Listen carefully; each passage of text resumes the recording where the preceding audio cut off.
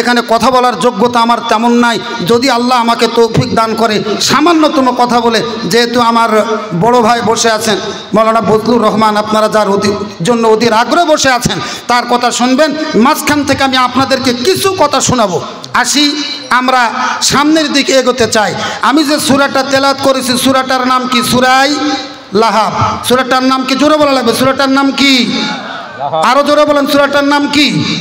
আয়াত সংখ্যা 5। কত? আয়াত সংখ্যা 5।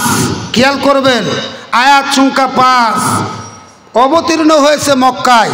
এই সূরাটার পটভূমি ব্যাপক এবং বিশাল।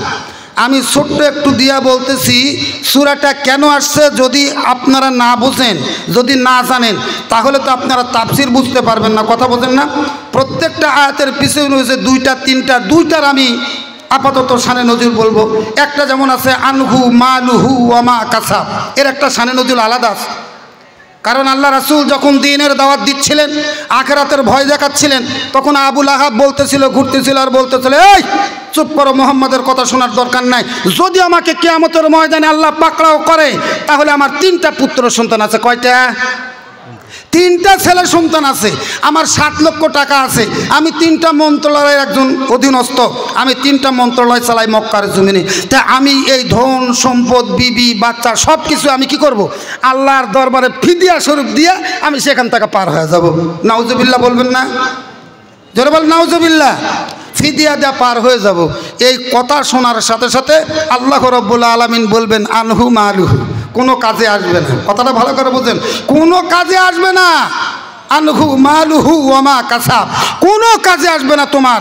এই যে হু জমিটা আছে সন্তানের দিকে, আর একটা আছে সম্পদের দিকে। সম্মানিত উপস্থিতি, কোনো কাজে আসবে না তোমার সম্পদ, কোনো কাজে আসবে না তোমার মাল।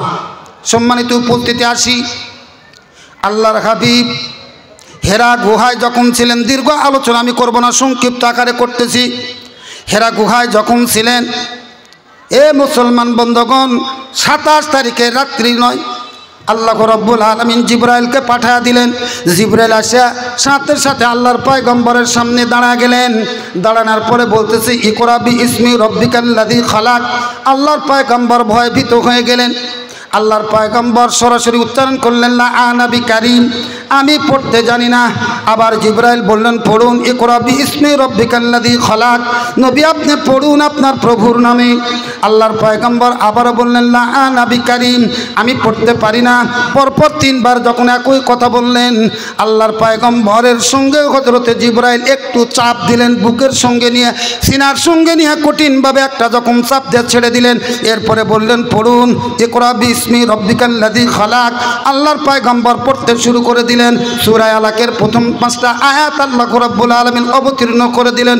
পয়গম্বর গোপনে গোপনে 3 বছর কালেমার দাওয়াত দিলেন। তাফসিরে আবার কোন জায়গায় 4 বছরের কথা আছে। এরকম ধরনের 3 বছর অথবা 4 বছর, 40 বছর বয়সে নবুয়ত প্রাপ্ত হয়েছেন। 3 বছর গোপনে গোপনে দাওয়াত দিয়েছেন, তাহলে 43 বছর। 43 বছর পরে আল্লাহ রাব্বুল আলামিন হযরত জিবরিলকে আবার পাঠিয়ে দিলেন। পয়গম্বরকে বলতেছেন যাও, এইবারে তুমি প্রকাশ্যে কালেমার দাওয়াত দিতে শুরু করে দাও। আল্লাহর পয়গম্বর জিজ্ঞাসা করলেন ভাই জিবরাইল, আমি কার কাছে প্রকাশ্যে কালেমার দাওয়াত দিব? মুসলমান বন্ধুগণ, সরাসরি জিবরাইল আলাইহিস সালাতু সালাম বলে দিলেন তোমার শ্বশুর বাড়ি থেকে না 10 জন, আত্মীয় বাড়ি থেকে না 10 জন, প্রতিবেশীর কাছ থেকে না 10 জন, এলাকার এরকম 10 জন করে লোক লইয়া জমায়েত করার পরে তাদের কাছে তুমি কালেমার দাওয়াত দিয়ে দাও। আল্লাহর পয়গম্বর ঠিক ওই সময় মক্কার জমিনে একটা রীতি ছিল, রেওয়াজ ছিল, যখন কোনো লোক বিপদের ভিতরে পড়তো, মুসিবতের ভিতরে পড়তো, সাপা পর্বতের উপরে আরোহণ করত, শরীরের কাপড়গুলো খুলে ফেলতো, বিবস্ত্র হয়ে যেত, ওই জায়গায় উঠে ডাকতো ইয়া সুবহা ইয়া সুবহা ইয়া সুবহা, হে সকালের বিপদ, হে সকালের বিপদ, কে কোথায় আসো জলদি করে আসো।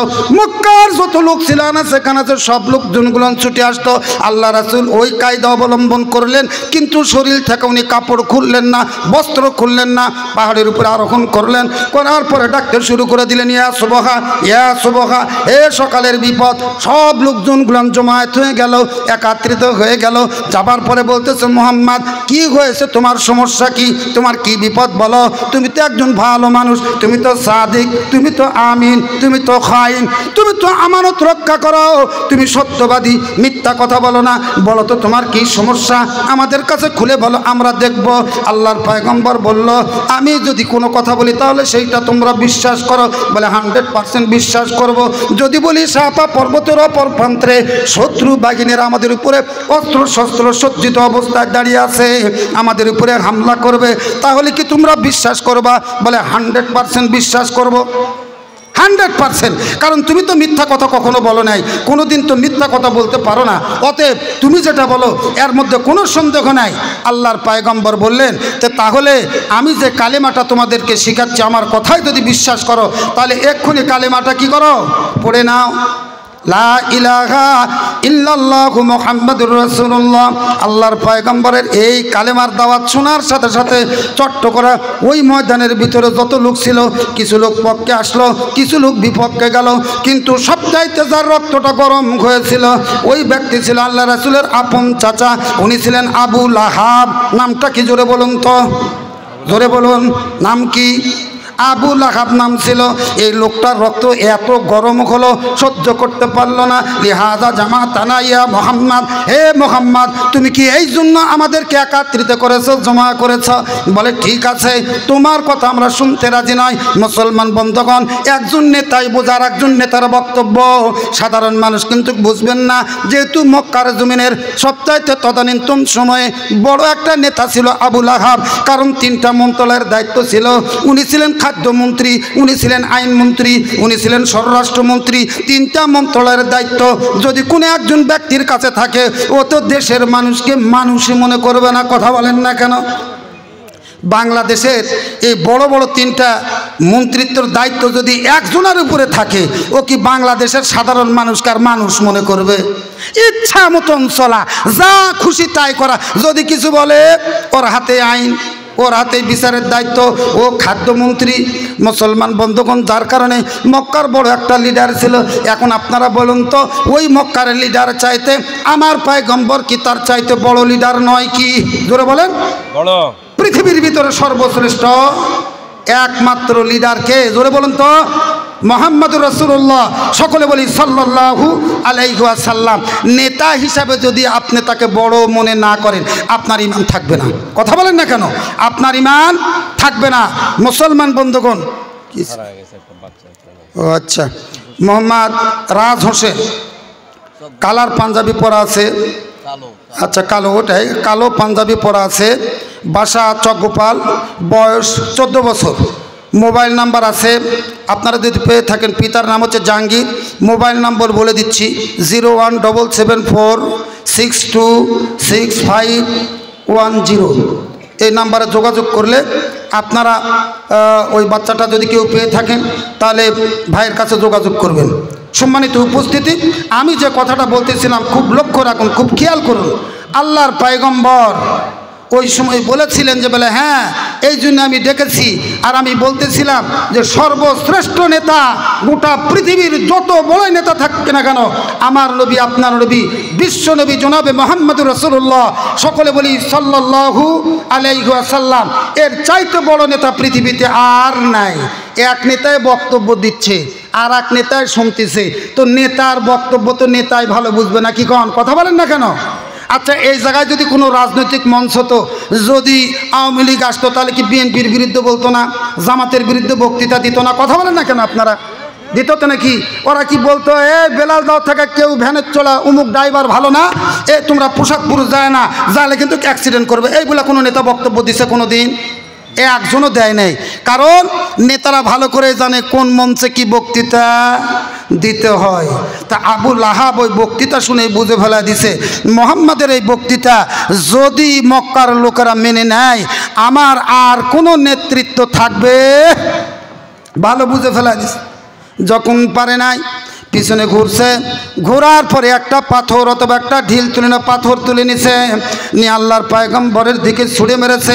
আল্লাহর পয়গম্বরের কপালের ভিতরে লেগে ফিনকি দিয়ে রক্ত ঝরতে শুরু হয়ে গেছে। আল্লাহর পয়গম্বর ডাক দেয়া বলে, চাচা এই দুনিয়ার জমিনে তো আমার বাবাও নাই মাও নাই, চাচা আপনারা তো আমাকে লালন পালন করেছেন, অথচ আঘাত করলেন। মুসলমান বন্ধুগণ ওই কথার দিকে কোনো প্রকারের কর্ণপাত করলেন না আবু লাহাব। এরপরে মনে মনে চিন্তা ভাবনা করলো, মোহাম্মদকে ফাঁসির কাস্টে ঝুলানো ছাড়া আর কোনো উপায় নাই। এই যে হাত দেয়া ঢেল ছুঁড়ে মেরেছিল, সম্মানিত বন্ধুগণ আল্লাহর পয়গম্বরকে ধ্বংস হওয়ার কথা বলেছিল, তাব্বাত ইয়াদা আবি লাহাবি ওয়া তাব। আল্লাহ রাব্বুল আলামিন তার কথার পরিপ্রেক্ষিতে আল্লাহ এই আয়াতটা অবতীর্ণ করে বলে দিলেন, মোহাম্মদকে যারা ধ্বংস করার জন্য অভিশাপ দেয় আমি আল্লাহ ওদের দুই হাত ধ্বংস করে দিলাম। পাথর ছুঁড়েছিল এক হাত দ্বারা। আল্লাহ রাব্বুল আলামিন আইদুন শব্দ ব্যবহার করতে পারত, এখানে বহু বচন ব্যবহার করেছে, মানে দুই হাত ধ্বংস হয়ে যাক আবু লাহাবের। সম্মানিত বন্ধুগণ কেন ব্যবহার করেছে, কিসের জন্য বলেছে, এই ব্যাখ্যায় আমি যাচ্ছি না, আমি সামনের দিকে বাড়াতে চাই। আবু লাহাব বলল, এই জায়গায় যদি আমি মোহাম্মদকে মারি এর পক্ষে বিপক্ষে অনেক লোক আসবে, আমি যেহেতু আইনমন্ত্রী আমি আইন করব, সংসদে আইন পাশ কইরা মোহাম্মদের ফাঁসির কাস্টে ঝুলা পৃথিবী থেকে বিদায় নিব, এতে যত টাকা লাগে আমি ব্যয় করব। আমার তো 7 লক্ষ টাকা আছে, কথাটা খেয়াল করেন, মনে আছে প্রথমেই বলেছিলাম আমার 7 লক্ষ টাকা আছে, সব টাকাগুলো যদি আমার ব্যয় করতে হয় তাও মোহাম্মদকে ফাঁসির কাস্টে ঝুলানোর জন্য আইন পাশ করব, যেহেতু উনি হলেন আইনমন্ত্রী। আপনারা স্মরণ রাখবেন, একটা একটা করে মিলে যাবে। মুসলমান বন্ধুগণ এই কথাটা বলার সাথে সাথে 7 লক্ষ টাকার গরম দেওয়ার সাথে সাথে পাশে আর একজন ব্যক্তি ছিল, উনি চট্ট করে দাঁড়ায় বলতেছে, আবু লাহাব তোমার তো মাত্র 7 লক্ষ টাকা আছে, আমার কত টাকা আছে আমি তো নিজেও বলতে পারবো না, আমার যত টাকা আছে সব টাকাগুলো বিলা দিব, কিন্তু মুহাম্মদকে আমি ফাঁসির কাস্টে ঝুলতে দিব না। জোরে বলা যাবে নাকি আল্লাহু আকবার। ইসলামের প্রাথমিক যুগে ঠিক ওই সময় পাশে দাঁড়িয়েছিলেন হযরত আবু বকর সিদ্দিক রাদিয়াল্লাহু তাআলা আনহু। মুসলমান বন্ধুগণ পাশে আরেকজন মহিলা ছিল, ওই মহিলার নাম ছিল উম্মে জামিল।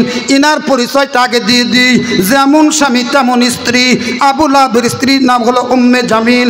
এই উম্মে জামিল চট্ট করে বলতেছিল, স্বামী চিন্তা করিও না, তোমার 7 লক্ষ টাকা দিয়া যদি বিল পাস না হয় আমার কণ্ঠের ভিতরে 3 লক্ষ টাকার স্বর্ণের হাড় আছে, এই হাড় বিক্রি করব, তোমার টাকার সাথে যোগ দিব, দিয়া হলো মোহাম্মদকে ফাঁসির কাস্টে ঝুলাইব।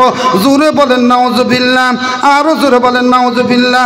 সম্মানিত বন্ধুগণ হায়াতের মালিককে, জোরে বলা লাগবে, হায়াতের মালিককে, মৌতের মালিককে। হায়াতের মালিক যদি আল্লাহ হয়, মৌতের মালিকও যদি আল্লাহ হয়, দুনিয়ার কোনো মানুষ আমারে হত্যা করতে পারবে না। কথা বলেন না কেন? ও রে জীবনের মালিক তুমি ছাড়া জীবন বাঁচে না, ও রে পরাণের মালিক তুমি ছাড়া পরাণ বাঁচে না। কথা বলেন ঠিক না বা ঠিক? কোরআন দিলা জীবন গড়তে, হাদিস দিলা মেনে চলতে। কথা বলেন না কেন? কোরআন দিলা জীবন গড়তে, হাদিস দিলা মেনে চলতে, কোরআন হাদিস ছাড়া কারো জীবন চলে না রে জীবনের মালিক তুমি ছাড়া জীবন বাঁচে না, ও রে পরাণের মালিক তুমি ছাড়া পরাণ বাঁচে না। জোরে বলেন আল্লাহু আকবার, আরো জোরে বলেন আল্লাহু আকবার। মুসলমান বন্ধুগণ একটু কান লাগান, হায়াতের মালিক হলো আল্লাহ, মৌতের মালিক হলো আল্লাহ, রিজিকের মালিকও হলো আল্লাহ। যদি চাই হয়ে থাকে আমরা তো নামাজও ঠিক সেই পড়ি। কথা বলেন না কেন? সন্তান দেওয়ানোর মালিক জোরে বলেন কে? আরো জোরে বলেন কে? ছেলে সন্তান দিবে না মেয়ে সন্তান দিবে, এর মালিক কে? আপনার হাতে যেহেতু ক্ষমতা নাই, নামাজের ভিতরেও দাঁড়া বলেন আলহামদুলিল্লাহ রাব্বিল আলামিন আর রহমানির রহিম মালিক ইয়াউমিদ্দিন ইয়াকা না'বুদু ওয়া ইয়াকা নাস্তাঈন। কি সুন্দর করে বলতেছেন, আল্লাহ আমি তোমার ইবাদত করি, তোমার কাছে সাহায্য প্রার্থনা করি। মসজিদ থেকে বের হওয়ার সাথে সাথে কুসুমবার দিকেই দৌড়। কথা বলেন না কেন? মাস্তানের দরগায় দৌড় মারছেন। মুসলমান বন্ধুগণ, আপনার মতন পাক্কা মুনাফিক জগতের একটাও নাই। এমন গুনাহ আল্লাহ কখনো ক্ষমা করবে না, যেহেতু এইটা একটা শিরক। সম্মানিত বন্ধুগণ, দুনিয়ার কোনো মানুষের কাছে প্রাণ ভিক্ষা চাওয়া জায়েজ নাই, এইটা করা যাবে না। তাহলে আপনি দুনিয়ার মানুষের কাছে প্রাণ ভিক্ষা চাইছেন মানে আপনি শিরকের পর্যায়ে পড়ে গেছেন। কিছুক্ষণ আগেই তো আপনি অর্ডার দিয়ে দিলেন, বলে দিলেন হায়াতের মালিক আল্লাহ, মৌতের মালিক আল্লাহ। আল্লাহ যদি পৃথিবীতে আপনার সূর্যের দানা পরিমাণে কোনো রিজিক লিখে থাকে, আপনার মৃত্যু হবে না, সব মানুষ লাগা আপনারে হত্যা করতে পারবে না। আর যদি আপনার রিজিক আল্লাহ দুনিয়ার জমিনে না লিখে থাকে, না থাকে, দুনিয়ার সব মানুষগুলো লাইগা আপনারে বাঁচাইতে পারবে না। কথা বলেন ঠিক না বা ঠিক? আল্লাহ রাসূলকে হত্যা করবে, ফাঁসি রায় দিবে। উম্মে জামিলও স্বামীর সাথে যোগ দিয়েছে। স্বামীর সাথে যোগ দেওয়া বলেছে, চিন্তা করিয়েন না, অসুবিধা নাই, আমার কাছেও 3 লক্ষ টাকা দামের একটা স্বর্ণের হার তুমি বানায় দিছ, এটা বিক্রি করবো, করে ওর সাথে যোগ দিয়া ওরে ফাঁসির কাছতে থাকা ঝুলা দুনিয়া থেকে বিদায় করে দিব। পাশে আর একজন মহিলা ছিল, উম্মুল মুমিনিন মা খাদিজাতুল কুবরা রাদিয়াল্লাহু তাআলা আনহা। চট্ট করে ডাক দেয়া বলতেছে, বিহান সাপ চাটাং করিয়েন না। জোরে বলেন আল্লাহু আকবার। বিহান সাপ চাটাং করিয়েন না, তোমার কাছে তো মাত্র 3 লক্ষ টাকা একটা হার গলায় দিয়ে আছো, আমার কত টাকা আছে আমি নিজে জানি না, কত ব্যাংক ব্যালেন্স আছে নিজে বলতে পারবো না। টাকা গোনার জন্য ম্যানেজার আছে, উটের ঝাঁক গোনার জন্য একটা ম্যানেজার আছে, প্রত্যেকটা স্তর বাই স্তর একটা করে ম্যানেজার আছে। আমার ব্যবসা কতগুলো আছে আমি বলতে পারবো না। যত টাকা থাক না কেন, কোটি কোটি টাকা থাক না কেন, যত টাকা আছে সব টাকাগুলো আমি নিয়ে আসা জমা করব, সব টাকাগুলো আমি আমার স্বামীর পিছনে ব্যয় করব। এরপরেও মোহাম্মদকে ফাঁসির কাছে উঠতে দিব না। জোরে বলা যাবে নাকি আল্লাহু আকবার? আরো জোরে বলেন আল্লাহু আকবার। মুসলমান বন্ধুগণ, এই কৌশল যখন ফেল হয়ে যায়, মনে মনে চিন্তা ভাবনা করে দেখলো এইভাবে মোহাম্মদকে কাবু করা যাবে না, এইভাবে মোহাম্মদকে দুনিয়া থেকে তোলা যাবে না। মুসলমান বন্ধুগণ, আল্লাহর শত্রু, নবীর শত্রু, কোরআনের শত্রু, হাদিসের শত্রুতা করলে কি হবে? এই হাদিস থেকে, এই কোরআনের তাফসীর থেকে আজকে আপনারা শিক্ষা নিয়ে যাবেন। মুসলমান বন্ধুগণ, এমন একটা সময় তারা ষড়যন্ত্র করলো, বলে এইভাবে মোহাম্মদকে কাবু করা যাবে না, চলো না বাড়িতে যাই। কিছুক্ষণ পূর্বে আমি আপনাদেরকে বলেছি, উম্মে জামিলকে আল্লাহর পয়গম্বরের স্ত্রী বিহান সাহেব বলে ডাক দিয়েছে, স্মরণ আছে? বিহান সাহেব বলে ডাক দিয়েছে, কারণ আছে আল্লাহ রাসূলের 2টা কন্যা সন্তান, একটা হলো উম্মে কুলসুম আর একটা হলো রুকাইয়া। আর আবু লাহাবের 2টা পুত্র সন্তান, একটার নাম ছিল উতাইবা আর একটার নাম ছিল উতবা। এই 2 জনের সাথে 2 জনের বিবাহ হয়েছিল। নামগুলো মনে রাখবেন, তাফসীর ঘাঁটবেন, পেয়ে যাবেন। আজকে মাওলানা সাহেব এখানে ওয়াজ করতেছে, বক্তৃতা দিচ্ছে, আসলে এই জিনিসগুলো কোরআনে কারিমের ভিতরে, তাফসীরের ভিতরে আছে কিনা এইটা একটু যাচাই করে দেখার দরকার। কথা বলেন না কেন? যেহেতু আপনারা লেখছেন এইটা হলো তাফসীর মাহফিল, এইটা ওয়াজ মাহফিল নয়। তাফসীর মাহফিল করলে তাফসীরই করতে হবে, ওয়াজের কথা বলা যাবে না। যদি আমাকে যেহেতু মালগাড়ির দায়িত্ব দিয়েছেন, মালগাড়ি বোঝেন তো, আদায়ের দায়িত্ব আমার উপরে, মালগাড়ির দায়িত্ব যেহেতু আছে, সেহেতু কিছু কিছু ঘটনা আপনাদেরকে শোনানো লাগবে। তাছাড়া ওই ঘটনা না শুনলে তো আপনারা কাটবেন না, তাছাড়া তো টাকাও পকেটের টাকা বাড়াবে না হুজুর। কথা ঠিক না বা ঠিক? আসি একটু সামনের দিকে আগাই। আপনারা কি বিরক্ত হচ্ছেন নাকি? বিরক্ত হচ্ছেন নাকি? সম্মানিত বন্ধুগণ, এইভাবে যা যখন সিদ্ধান্ত গ্রহণ করলো, আচ্ছা সম্মানিত বন্ধুগণ, তাহলে খুব খেয়াল করে নেন, লক্ষ্য করে নেন। উম্মে জামিল এবং তার স্বামী আবু লাহাব চক্রান্ত করলো, বলো চলো বাড়িতে যাই। একটু যাবার পর বাড়িতে যা মোহাম্মদের যে 2টি কন্যা সন্তান আছে, এদেরকে আমরা কি করব? বাড়ি থেকে তালাক দিয়ে দিব, বিতাড়িত করে দিব, দূর দূর করে তাড়া দিব, তাহলে মোহাম্মদ কাবু হয়ে যাবে, তাহলে মোহাম্মদ বেকায়দার ভিতরে পড়বে। মুসলমান বন্ধুগণ, এমন একটা সময় দেখা গেল বাড়িতে যাবার পর উতবা এবং উতাইবাকে 2 জনকেই ডাকলো। ডাকার পরে বলতেছিল, দেখো উতবা এবং উতাইবা তোমরা এদিকে আসো। বলে কি হয়েছে বাবা? বলে এক্ষুনি মোহাম্মদের 2 কন্যা সন্তানকে তুমি তালাক দিয়ে দাও, বিতাড়িত করে দাও। এরা বলতেছিল, একটু জিকির করেন, লা ইলাহা লা ইলাহা। ঘোষণা দিবেন, ঘোষণা দিবেন, দেন দেন। আলহামদুলিল্লাহ, টিস্যু নাই টেজে। সম্মানিত উপস্থিতি, ইতিমধ্যে আজকের এই মাহফিলের যিনি আমাদের প্রধান মেহমান এক্ষুনি মঞ্চে আমাদের উপবিষ্ট হয়েছেন। আমাদের সকলের শ্রদ্ধাভাজন ব্যক্তিত্ব, সুপরিচিত আপনারা বসেন, আপনারা বসেন। যিনি মালদার মাটি ও মানুষের নেতৃত্ব দান করছেন, প্রধান অতিথি আসলে এখানে আমাদেরকে ধন্য করেছে, অলঙ্কৃত করেছেন জননেতা জনাব এম.এ. মতিন, সদস্য জাতীয় নির্বাহী কমিটি বিএনপি এবং সাবেক আহ্বায়ক ছাত্রদল ঢাকা বিশ্ববিদ্যালয়। সম্মানিত মেহমানকে আমি আসন গ্রহণ করার জন্য বিনীতভাবে অনুরোধ করছি। সম্মানিত মেহমান এবং ওনার সঙ্গে আরো যারা সফর সঙ্গী হিসেবে এসেছেন তাদেরকেও আমি আসন গ্রহণ করার জন্য বিনীতভাবে অনুরোধ করছি। ধন্যবাদ। জিকির করুন সুবহানাল্লাহ ওয়ালহামদুলিল্লাহ লা ইলাহা ইল্লাল্লাহ লা ইলাহা ইল্লাল্লাহ লা ইলাহা ইল্লাল্লাহু মুহাম্মাদুর রাসূলুল্লাহ। সকলে বলি সাল্লাল্লাহু আলাইহি ওয়াসাল্লাম।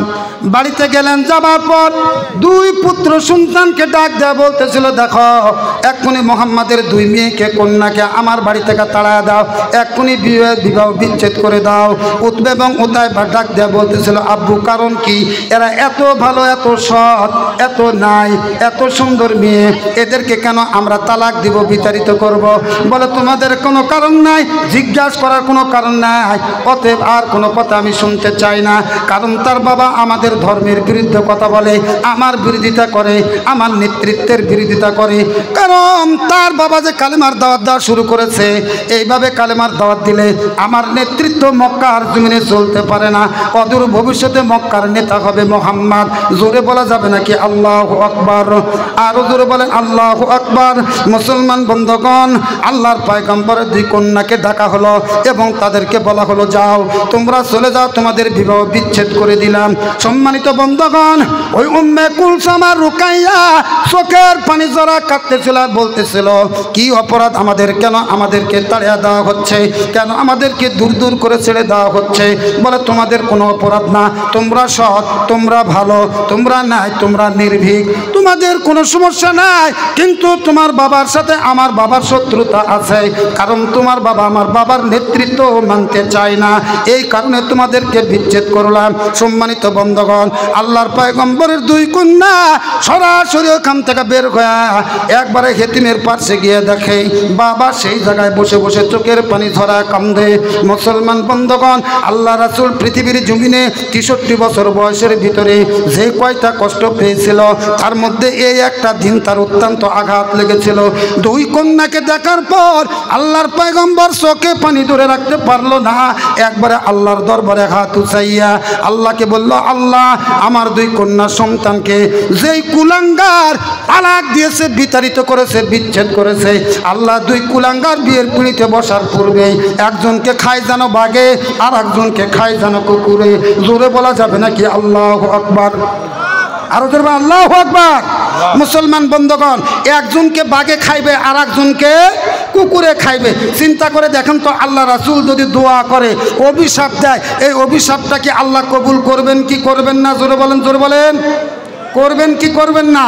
পৃথিবীর কোনো মানুষের দোয়া কবুল না হলো পয়গম্বরে আরবি হযরত মুহাম্মদ রাসূলুল্লাহ সাল্লাল্লাহু আলাইহি ওয়াসাল্লামের দোয়া ব্যর্থ হতে যায় না, ব্যর্থ হতে পারে না। কথা বলেন ঠিক না বেঠিক?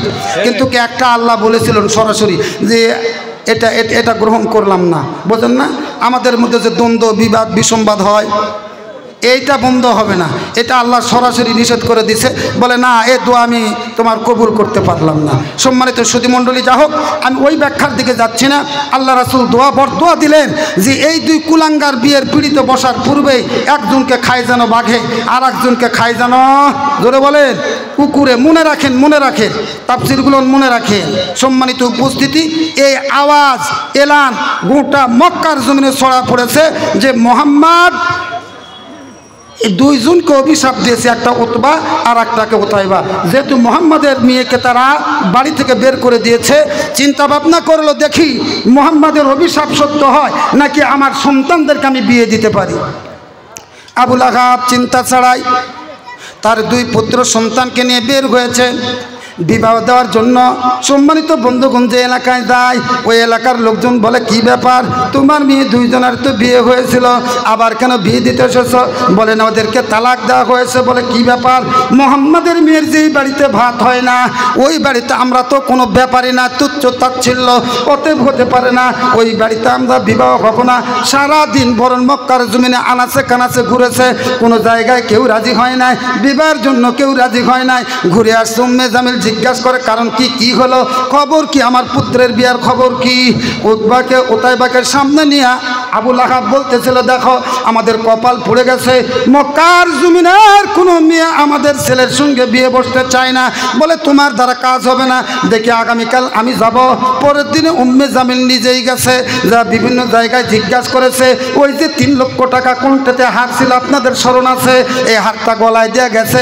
বিভিন্ন জায়গায় ঘোরাফেরা করে, সকলেই জব দিয়ে দেয়, পূর্বের মতন জব দিয়ে দেয়। লাস্টে 2টা মেয়ের কাছে দাঁড়াইছে, মা তোমাদের দুইজনকে আমি পুত্রবধূ করতে চাই। চট্ট করে বলে ঠিক আছে, পুত্রবধূ কেন করবেন, আপনার ছেলেরা তো বিবাহিতা। বলে না না, এরা তালাক দিয়েছে, এদেরকে বিতাড়িত করা হয়েছে।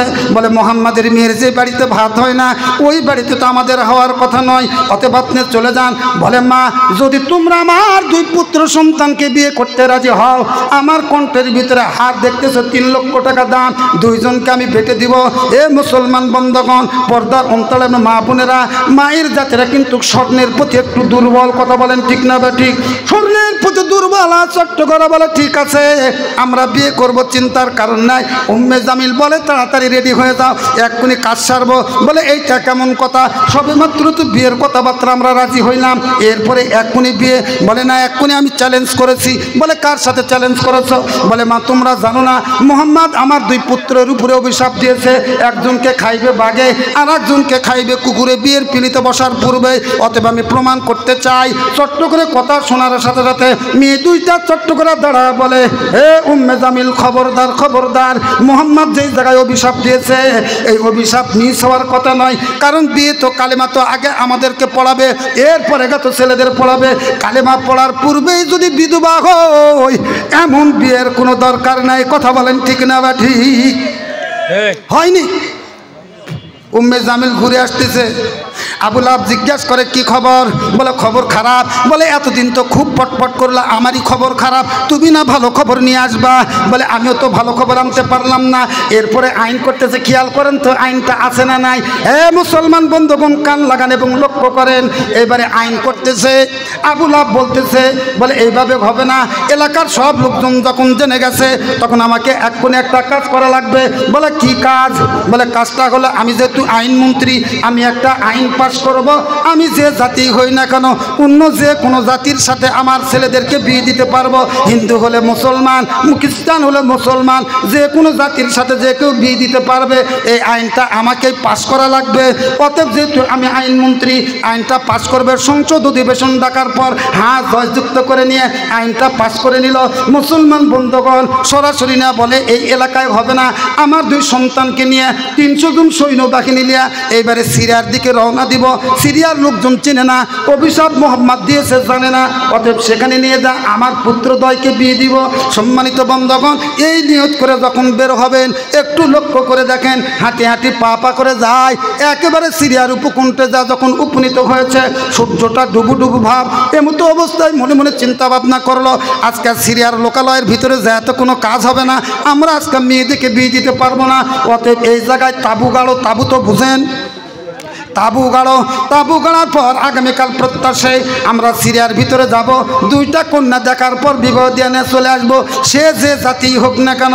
সম্মানিত বন্ধুগণ ইতিপূর্বে আমাদের এই মান্দা থানার ভিতরে দেখেছেন, আপনারা দেখেছেন বড় একজন কর্মকর্তা ছিল হিন্দু, আর একজন বড় কর্মকর্তা ছিল মহিলা, উনি ছিলেন কিন্তু মুসলমান। এরকম হিন্দু মুসলমানে বিয়ে হয়েছে, কারো কিছু বলার নাই, কেউ বাধাও দেয় নাই, কেউ কিছু বলে না, লিপজালা সংসার করে খায় যেখানে চাকরি করে চলে গেল। মুসলমান বন্ধুগণ, যারা ওই আইনকে সমর্থন করবে, যারা ওই আইন মেনে নিজের পুত্র সন্তান মেয়ে সন্তানকে বিবাহ দিবে, কিয়ামতের ময়দানে মনে রাখবেন ওদেরকে ওই আবু লাহাবের কাতারে দাঁড়ানো লাগবে। কথা বলেন ঠিক না বা ঠিক? এ সম্মানিত বন্ধুগণ, যেহেতু আইনটা করেছিল কে? আবু লাহাব। যাক, সিরিয়ার উপকূলে তাঁবু গেড়েছে, সেইখানে অবস্থান করবে। হঠাৎ করে সূর্য ডুবে গেছে, এমন সময় সিরিয়ার মাঝখান থেকে এলান হচ্ছে। এলানের খবরটা দেখেন, মাইকিং হচ্ছে। ভাইরা খুব কান লাগা ভালো করে শোনেন। মাইকিংয়ে বলা হচ্ছে, ও সিরিয়াবাসীরা তোমরা ভালো করে শোনো, আজকাল রাত্রিবেলা কেউ ঘরের বাইরে থাকিও না। যদি থাকো, বন থেকে বাঘ বাড়াইবে অথবা কুকুর বাড়াইবে, তোমাদের হত্যা করতে পারে, খেয়ে ফেলতে পারে। এই আওয়াজটুকু তাঁবু পর্যন্ত পৌঁছে গেছে। বলেন তো আল্লাহর পয়গম্বর কি বলে অভিশাপ দিয়েছিল? বিয়ের পিড়িতে বসার পূর্বে একজনকে খাইবে বাঘে, আর একজনকে খাইবে কুকুরে। ভাইজান, গল্প না, এরা কিচ্ছা বলি নাই আমি আপনাদেরকে, সরাসরি তাফসীর। খুব ভালো করে শুনে নেন। হয়তো বা মনে মনে চিন্তা ভাবনা করতেছেন কোথায় পাইছেন, পড়িয়া দেখবেন তাহলে পেয়ে যাবেন। মুসলমান বন্ধুগণ, ছোট্ট করে এলানটা যখন কানের ভিতরে আসছে, একজন আর একজনকে ঠোকা দেয়, বলে ব্যাপার কি রে, খবর তো খারাপ, মোহাম্মদ যে অভিশাপ দিল, এই জায়গায় কেমনি অভিশাপ চলে আসে, এখানে কেন চলে আসলো? বলে যে জায়গায় যাও না কেন, তুমি তো অভিশাপের ভিতরে 100% পড়বা।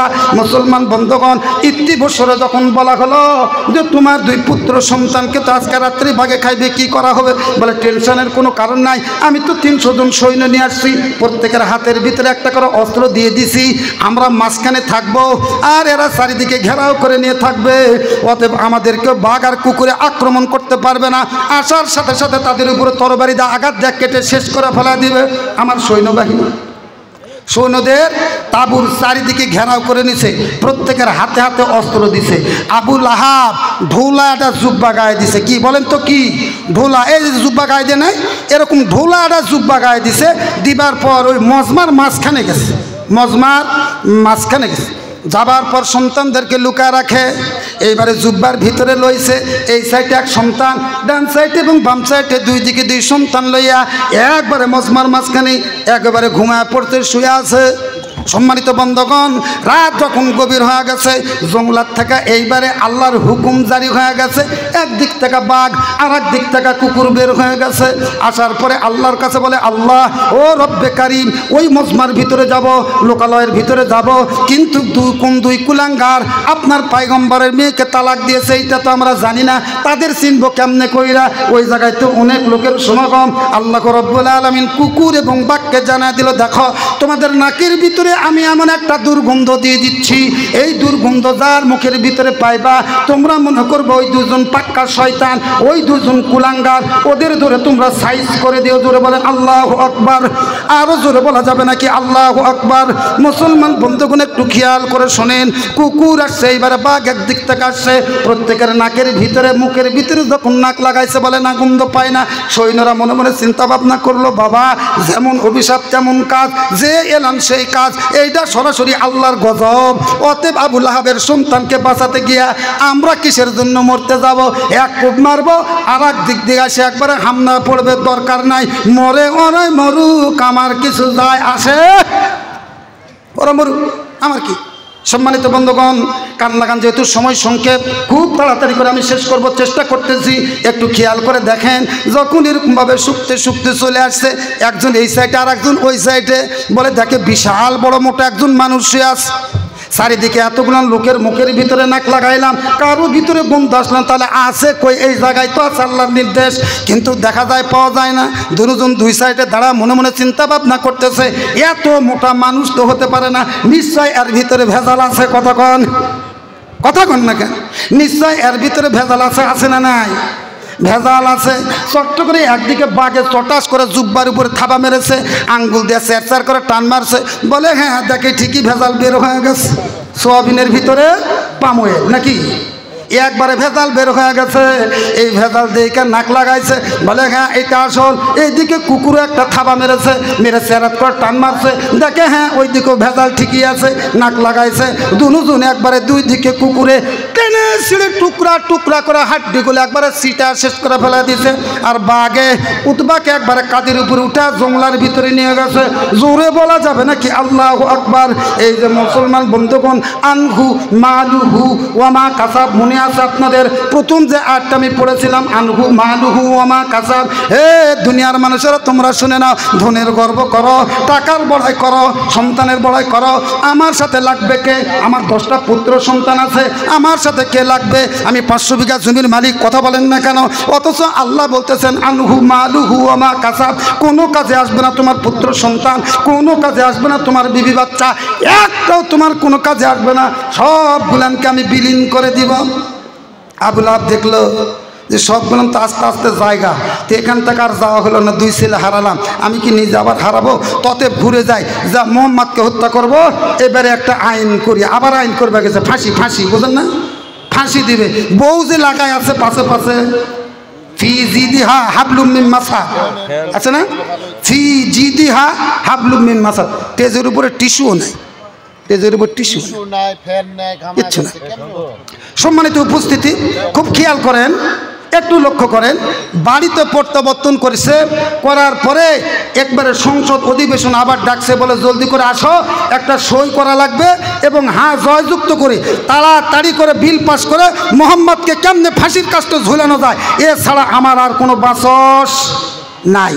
অতএব হ্যাঁ জয়যুক্ত করে খসড়া আইন করে যখন বিল পাস করবেন, আইনের খাতায় যখন লিখতেছিল তাব্বাতিয়াদা আবি লাহাবিন ওয়া তাব মা আগনা আনহু মালুহু ওয়া মা কাসাব। মুসলমান বন্ধুগণ, আল্লাহ রাব্বুল আলামিন বলেন, কার বিরুদ্ধে তুমি আইন লিখতে যাও, কার উপরে তুমি ঢিল ছড়ো, কারে তুমি ওই হাত দ্বারা মারো, তাব্বাতিয়াদা আবি লাহাবিন ওয়া তাব। তুমি যে হাত দ্বারা আইন লিখতেছ, ওই আইন তুমি লিখতে পারবা না। আমি আল্লাহ তোমার 2 ঘাত ওই ঢিল মারার কারণে, আইন লেখার কারণে এক্ষুনি পঙ্গু করে দিলাম, একবারে অর্ধরঙ্গ হয়ে গেছে। ইংরেজিতে যেটাকে বলা হয় প্যারালাইজড, ইংরেজি কি বলে? প্যারালাইজড হয়ে গেছে, 2 হাতি। এমন অবস্থায় দেখা দিল, প্যারালাইজড হইতে হইতে সমস্ত শরীর অবশ হয়ে গেছে, আর উঠতেও পারে না, বসতেও পারে না, লড়তেও পারে না, চড়তেও পারে না। অল্প কয়েকদিনের ভিতরে শরীর ফাটতে শুরু হয়ে গেল, দুর্গন্ধ ছড়তে শুরু হয়ে গেল। ডাক্তার ডাকা হলো, কবিরাজ ডাকা হলো। মুসলমান বন্ধুগণ, কান লাগান, মজা আছে। কবিরাজ ডাকা হলো, ডাক্তার ডাকা হলো, ডেকে নিয়ে আসে, একবারে পরীক্ষা নিরীক্ষা করার জন্য বলা হলো। কবিরাজ পরীক্ষা করার পর বলতেছে খবরটা খুব খারাপ। বলে কি খারাপ? বলে এই যে আবু লাহাবের যে অসুখ হয়েছে, একটা ছোঁয়াচা অসুখ, এ যে বিছনায় শয়, ওই বিছনায় যায় শুইবে, তার ওই অসুখ হবে। এ যে টাকাগুলো লাড়ছাড় করেছে, ওই টাকার যায় হাত দিবে, তার ওই অসুখ হবে। যে থালায় ভাত খায়, ওই থালায় যে হাত দিবে, তার ওই অসুখ হবে। যে টাকা লাড়ছাড় করেছে, যে বিছনায় শুয়েছে, যে চোখের উপরে বসেছে, যে গ্লাসে পানি খাইছে, এইটা যদি সে হাত দেওয়া হয়, সাথে সাথে তারও কিন্তু কি প্যারালাইজড হবে, তারও কিন্তু পচন ব্যাধি হবে। জোরে বলা যাবে নাকি আল্লাহু আকবার। এ মুসলমান বন্ধুগণ, আনহু মালুহু ওয়া মা কাসাব, এই শব্দ যখন চারিদিকে ছড়া গেছে, কেউ আর আসে না। বিবি থালার ভিতরে ভাত বাড়ে, ভাত বাড়ার পর লাকড়ি দিয়া ঠেলে নিয়ে যা আবু লাহাবের দিকে আগায় দেয়। আবু লাহাব চোখ দ্বারা পানি ধরে আর বলে, ও বিবি উম্মে জামিল, এত আদর করলাম, এত ভালোবাসলাম, অথচ তুমি আমাকে লাকড়ি দিয়ে ঠেলা দাও ভাতের থালা। মুসলমান বন্ধুগণ, বিবির সন্তানেরা কেমন ভালোবাসে। কিছুদিন আগে যখন করোনা হয়েছিল, তখন দেখা গেছে, বহু জায়গায় দেখা গেছে, স্বামী মরে পড়ে আছে, বিবির দেখা নাই, সন্তানের দেখা নাই। দুনিয়ার কোনো জায়গায় না হলো চাঁপাইগঞ্জে, চাঁপাই নবাবগঞ্জের ইতিহাস আছে, শুধুমাত্র মা কেঁদে কেঁদে সন্তানটারে মাটি দেওয়ার ব্যবস্থা করেছিল। ছেলের সন্তান, বিবি বাচ্চা কেউ পাশে ছিল না ভয়ে। তাহলে এইটা তো এই সময়ের কথা। আর তখন উম্মে জামিল তো থাকবেই না, কথা বলেন না কেন? আপনারা বোঝেন না, কথা বোঝেন না? থাকবেই না। সম্মানিত বন্ধুগণ, থাল দিয়ে আঘাত দেয়। বলে থাল দিয়ে আঘাত দেওয়ার কারণটা কি? তুমি আমাকে কি প্লেটটা হাত দিয়ে আঘাত দিতে পারো না? বলে তোমার আমি হাত দিয়ে আঘাত দেই, আমারও প্যারালাইজড হোক, আমি এ কাজ করতে পারবো না, তুমি খাইলে খাও, না খাইলে না খাও। ধুকে ধুকে এমন একটা পর্যায়ে আসলো, দুনিয়া থেকে কি বিদায় বিদায় হয়ে গেছে। ডাক্তার বলে দিয়েছে যাই শুবে, যাই গোসল করাবে, তারই অসুখ হবে। আপনারা বলেন তো কেউ কি হাত দিবে? জোরে বলা লাগবে, কেউ হাত দিবে? কেউ কি গোসল করাতে যাবে? কেউ গোসল করাতে যায় না, কেউ হাত দেওয়া সইতেও যায় না। সম্মানিত বন্ধুগণ, এমন একটা পরিস্থিতি হয়ে গেল, লাশটা গন্ধ শোনাইতে শুরু করে দিছে। এলাকার লোকজন ক্ষিপ্ত হয়ে গেছে। উম্মে জামিল তাড়াতাড়ি ব্যবস্থা করো, তোমার স্বামীর যদি দাফন কাফনের ব্যবস্থা না করো তাহলে কিন্তু তোমাকেও হত্যা করে ফেলা দিব। মুসলমান বন্ধুগণ, উম্মে জামিল বলে আমি একজন মেয়ে মানুষ, আমি একজন মহিলা, কেমনে আমার স্বামীর লাশকে গোসল করাইবো, কেমনে ধরবো? বলে যদি না ধরো তাহলে তাড়াতাড়ি করে তোমার স্বামীকে নিয়ে তুমি এখান থেকে চলে যাও, কারণ এমন একটা দুর্গন্ধ ছড়ানো শুরু হয়ে গেছে, এলাকার ভিতরে মহামারী দেখা দিবে, এলাকার ভিতরে পচন অসুখ দেখা দিবে, প্রত্যেকের অসুখ হতে পারে, এরকম দুর্গন্ধ আমরা সইতে পারবো না, এরে নিয়ে আমাদের মক্কার জমিন থাকা চলে যাও। মুসলমান বন্ধুগণ, উম্মে জামিল হা উতাস করতে লাগলো এবং বললো আমাকে একটা দিনের জন্য সময় দাও। একদিনের সময় নেয়, এইবারে বাইরে বাড়ালো। বেশ কিছু দূর রাস্তা রান করার পর খেয়াল করে দেখে 7 জন হাবশির গোলাম, হাবশির গোলাম মনে থাকবে তো? 7 জন, কয়জন জোরে বলেন? 7 জন হাবশির গোলাম এক জায়গায় বসে আছে। উম্মে জামিল যা দেখে বিশাল বড় বডি, হাবশির মানুষকে, আফ্রিকার মানুষের বডি কিন্তু হেভি, মহিলা মানুষ বসে আছে 4 জনের 7 জন বসে আছে। দেখে দেখে বলতেছিল কি ব্যাপার, আপনারা এখানে কি করেন? আমার একটু কাজ করে দেওয়া লাগবে। বলে কি কাজ? বলে আমার স্বামী মারা গেছে, আমার স্বামীর দাফন কাফন করে দেওয়া লাগবে। বলে কেন, এলাকায় কি কোনো মানুষ নাই? বলে না না, আমার স্বামীকে কেউ শুবে না, দাফন কাফন করবে না। বলে কারণ কি? বলে কারণ একটা আমার স্বামীর ছোঁয়াচা অসুখ, এই জন্য কেউ শুবে না। বলে তোমার স্বামীর যদি ছোঁয়াচা অসুখ হয়ে থাকে তাহলে ওরা যদি না চায় আর আমি শুলে মনে হয় আমাদের অসুখ হবে না। বলে হতেই পারে। বলে তাহলে আমরা শোবো না। বলে দেখো ভাই, যদি তোমরা কাজটা করে দিতে পারো বিনিময়ে তোমাদেরকে বকশিশ দিব। বলে কত টাকা বকশিশ দিবেন? বলেন তো লোক আছে কয়জন, জোরে বলা লাগবে? 7 জন। আচ্ছা বলেন তো, আমি প্রথমে বলেছি আবু লাহাবের জমানো টাকা আছে কয় লক্ষ? হ্যাঁ মনে আছে? মিলে মিলে মিলে তো জমানার টাকা আছে 7 লক্ষ। এরা হাবশির গোলাম আছে 7 জন।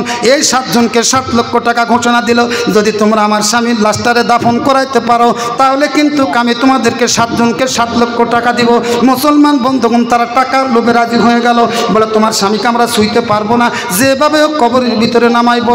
আবু লাহাবের যে ঘরটা ছিল, 2 চুলা একটা ঘর ছিল, 2 দিকে দরজা ছিল, একদিকে উত্তর পার্শ্বের দরজা আর একটা দক্ষিণ পার্শ্বের দরজা। উত্তর পার্শ্বের দরজার সামনে কবর কাটার মতন কোনো জায়গা নাই, দক্ষিণ পার্শ্বের দরজার সামনে সামান্য একটু জায়গা ছিল গর্ত খোঁড়ার মতন। উম্মে জামিলকে বললো দেখো, তোমার স্বামীকে নিয়ে আমরা কোথাও যেতে পারবো না, তোমার স্বামীকে আমরা শুইব না, তোমার স্বামীকে ঘুতে গর্তের ভিতরে নামাবো, তুমি রাজি আছো নি বলো? কি করে নামাবে? গুতে নামাবে। তুমি রাজি আসুনি বলো? মুসলমান বন্ধুগণ, ছোট্ট করা কয় গুতে নামাবার লাতে নামাও, তাড়াতাড়ি আজান দূর করো। জোরে বলা যাবে নাকি আল্লাহু আকবার? মুসলমান বন্ধুগণ, কোরআন আল্লাহর যে শত্রু হয়, নবীর যে শত্রু হয়, আলেম ওলামাদের যারা শত্রু হবে, মনে রাখবেন আবু লাহাবের মতন তারও মৃত্যু হবে। কথা বলতে হবে, কথা ঠিক না বা ঠিক?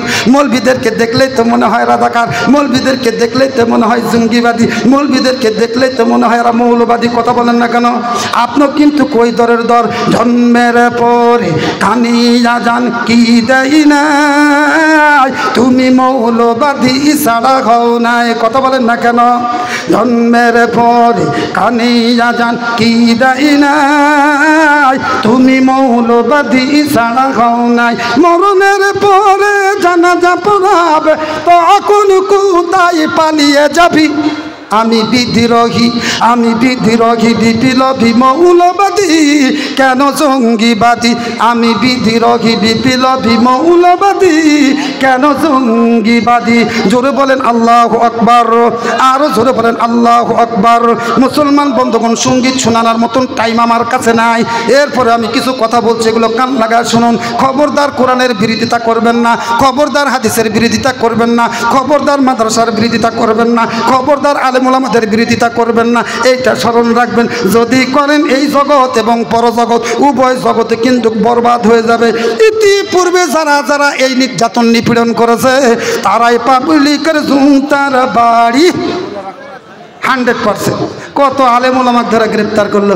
আরে চিত্রনায়িকার ফুলের মালা পায় জেলখানার ভিতরে, হাত কলা না লাগানো হয় না, অথচ ছোট্ট বাচ্চা রফিকুল ইসলাম মাদানি তাক ধরে ডান্ডা বাড়ি লাগায় চারিদিকে ঘুরায়। ওদের জুতার বাড়ি হবে না তো হবে কার? কথা বলে।